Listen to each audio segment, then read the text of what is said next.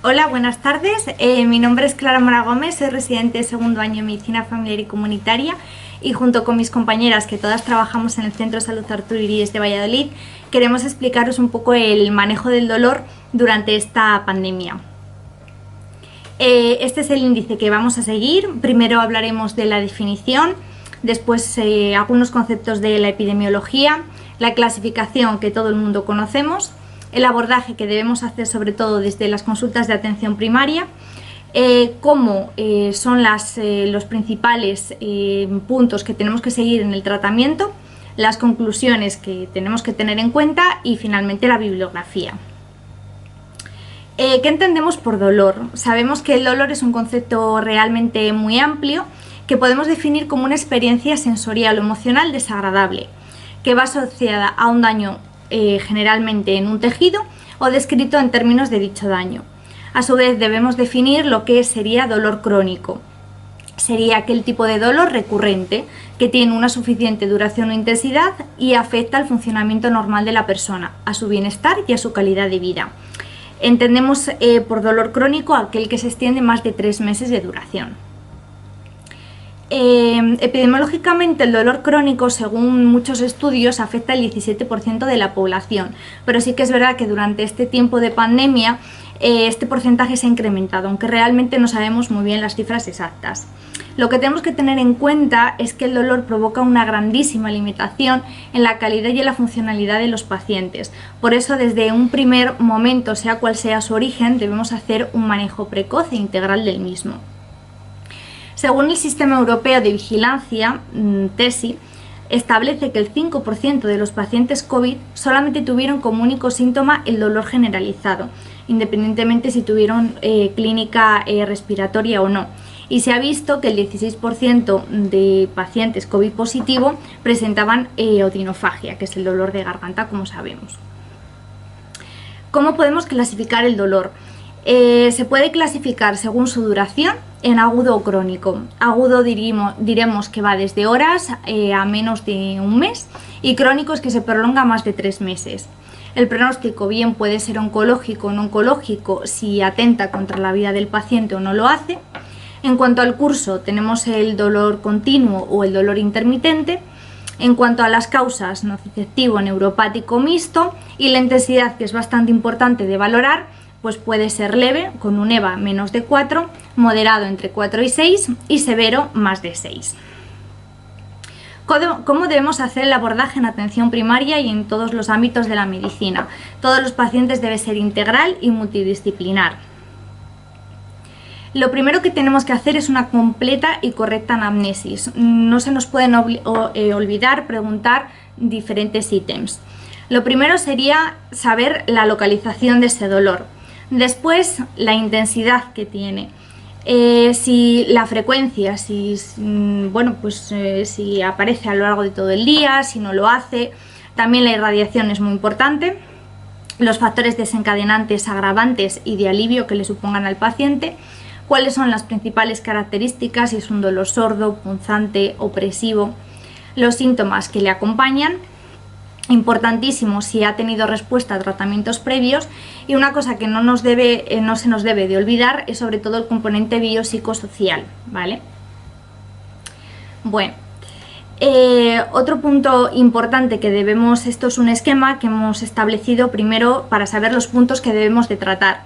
Lo primero sería clasificar el dolor, como hemos visto en las tablas que os he explicado anteriormente.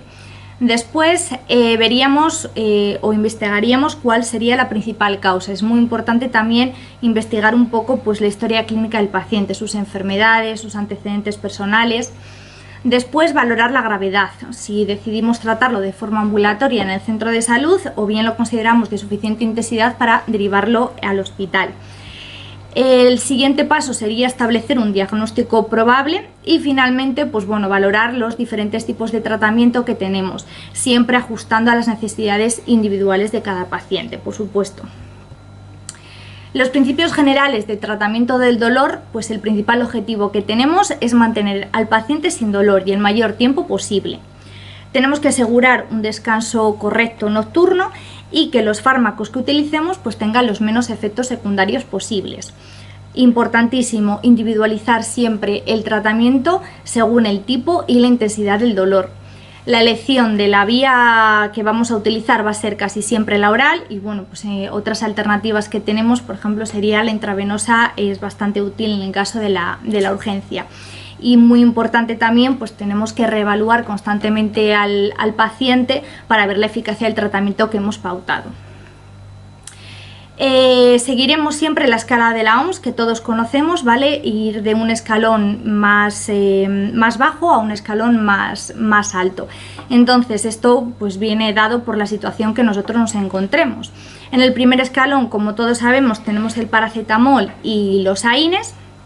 En un segundo escalón tendríamos los opioides débiles más menos combinados con el primer escalón. En el tercer escalón tendríamos ya los opioides potentes combinados también más menos con el primer escalón, y el cuarto escalón pues bueno, son técnicas ya más intervencionistas que no tendríamos que utilizarlas nosotros. ¿Cómo lo deberíamos de hacer? Pues tenemos que hacer un plan de tratamiento integral, es decir, intervenciones muy personalizadas para cada paciente, en todo paciente que sufra dolor de cualquier tipo de causa. Lo primero que tenemos que hacer es darle información al paciente, porque un paciente informado es el que puede tomar decisiones sobre su propia salud. Después hay que establecerle o instaurarle una serie de hábitos saludables, hablarle de que tiene que hacer ejercicio, de que el sueño es muy importante, un descanso adecuado mejora la percepción del paciente y la intensidad del dolor, una correcta alimentación, entre otro tipo de cosas. En cuanto al ejercicio, bueno, pues le podemos pautar una actividad física reglada, que sea regular, más o menos unos 30 minutos todos los días, que tenga una intensidad leve moderada, como por ejemplo pues salir a correr, a caminar, a nadar, a hacer bicicleta, un poco también según los gustos de cada uno, ¿vale? Mejorar la fuerza, la resistencia. Se ha visto que la actividad física reduce bastante el dolor, ¿vale? La fatiga y muchas veces el estado anímico, y los efectos pues la verdad que los podemos medir a corto plazo. Establecer programas de ejercicio, como hemos dicho, es bastante útil desde atención primaria y bueno, pues también podemos ofrecerle otras alternativas como pueden ser pues terapias corporales, el tai chi, la terapia cognitivo-conductual si consideramos que el componente del dolor también viene por la esfera psicológica, que les va a ayudar en gran medida. El siguiente paso sería establecer una farmacoterapia pautada y finalmente una actividad psicoeducativa, si bueno, si lo que he dicho antes, entendemos que el dolor tiene un componente psicológico importante. En cuanto a los fármacos que podemos utilizar, de primer nivel, como he explicado, tenemos el paracetamol, ¿vale? Los AINES y el nolotil. Todos ellos comparten con escasas variaciones individuales propiedades farmacológicas, como es la analgésica, la antitérmica, la antiinflamatoria o la antitrombótica. Es verdad que el perfil de efectos adversos también es muy parecido, incluso las reacciones de hipersensibilidad. Tener en cuenta que todos ellos presentan techo analgésico, y en los últimos estudios que se han realizado en relación con el COVID se ha visto que bueno, pues muchos de ellos en pacientes COVID positivos que estaban tratados han empeorado su sintomatología.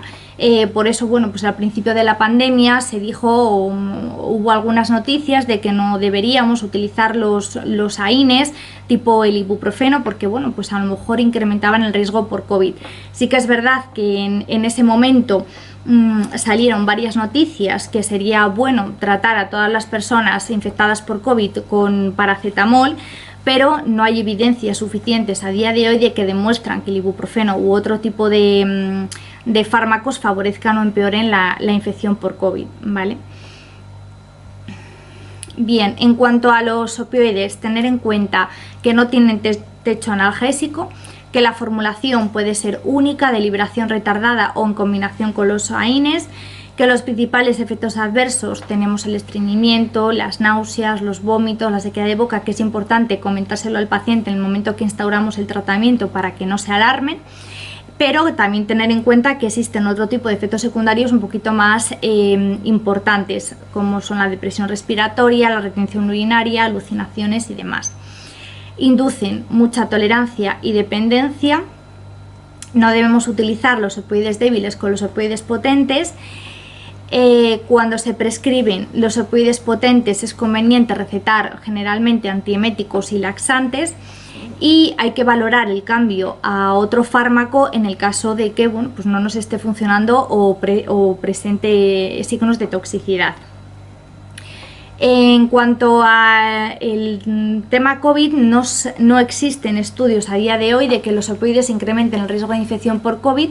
Lo que tenemos que tener en cuenta es que los efectos secundarios de estos fármacos sí que pueden provocar otro tipo de infección, incluso esta, o agravarla, como son la depresión respiratoria, que se ha visto en muchos pacientes infectados, ¿de acuerdo? Y también los efectos inmunosupresores que tiene este tipo de fármacos. Sí que se sabe que incrementan el riesgo de neumonía y de depresión respiratoria en torno al 50-75%. Algunos otros fármacos que también utilizamos en el día a día. Tenemos los anticonvulsionantes, ¿vale? Gabapentina, pregabalina, clonazepam, antidepresivos, ¿vale? Que los usamos realmente casi todos los días. Los más, entre ellos está la duloxetina, la paroxetina. Sí que es verdad que hay que iniciar con la mínima dosis para conseguir una respuesta correcta.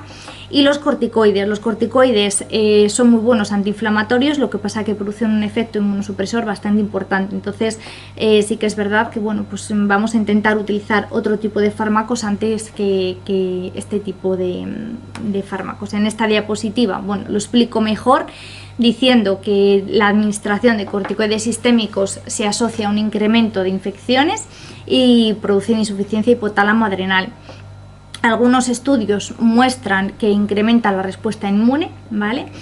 Que el inadecuado control del dolor también causa inmunosupresión, y algunos estudios de la Sociedad de Anestesia desaconsejan el uso de estos fármacos basándose en otros estudios previos por gripe. Por eso, si tenemos otro tipo de fármacos, es mejor utilizarlos.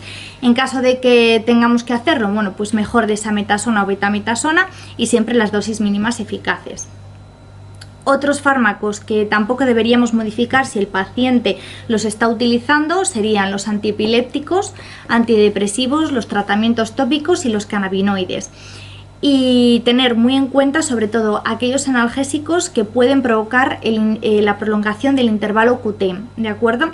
Como son la metadona, la buprenorfina, el tramadol, la amitriptilina, la venlafaxina y los anestésicos locales, porque ojo, cuidado cuando están en tratamiento con estos fármacos y a su vez están en tratamiento con hidroxicloroquina, ¿vale? Conclusiones que queremos sacar de este tema, pues saber que el abordaje del dolor tiene que ser integral del paciente, multidisciplinar a diferentes niveles. Hay que valorar la gravedad, saber tomar decisiones si lo podemos manejar desde atención primaria o bien desde otro escalón. Prescribir terapias farmacológicas y no farmacológicas que muchas veces son igual de eficaces. Debemos utilizar siempre los fármacos a la menor dosis eficaz y el menor tiempo posible, ¿de acuerdo? En cuanto a las conclusiones en relación con la pandemia por COVID, decir que no hay estudios que demuestran que el ibuprofeno u otros AINES favorezcan o empeoren la infección por COVID. No obstante, el analgésico que debemos utilizar es el paracetamol. Tampoco los opioides, pero debemos tener en cuenta siempre sus efectos secundarios, como es el caso de la depresión respiratoria. Evitar el uso de corticoides, ¿de acuerdo? Si tenemos otro tipo de opción terapéutica debido a la inmunosupresión que producen y al riesgo de infección que pueden provocar. No se deben modificar los tratamientos crónicos del paciente y tenemos que tener en cuenta aquellos fármacos que pueden prolongar el intervalo QT, sobre todo cuando están con el uso concomitante de la hidroxicloroquina. Estos son algunas tablas simplemente para ver las dosis, la vía, los intervalos de los fármacos que podemos utilizar y la bibliografía que hemos utilizado. Y nada, simplemente pues eso, saber que juntos podemos y si estamos unidos, así que mucho ánimo a todos y muchas gracias.